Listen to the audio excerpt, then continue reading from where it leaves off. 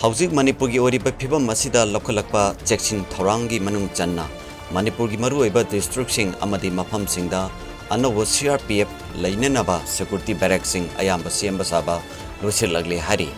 wafam asing asi Manipur gi Chief Minister Biren Singh na ma ki Facebook account de iduna thagal lakhibaga loinana tongan ba district sing da Saba Loisillaba CRPF sing Leinaba Barrack sing amadi Saba Loisingadarba Barrack sing gi mafam amadi photo singa kona na thagalakli ba post aduda hauji phawda loisillaba CRPF personal sing Leinaba Barrack sing adudi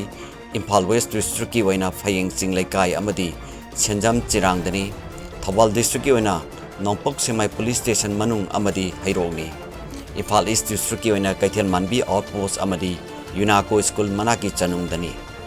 Jiribam district ki waina Boro Bekra da oiri Kampopi district ki waina Ji Chapramena police station ki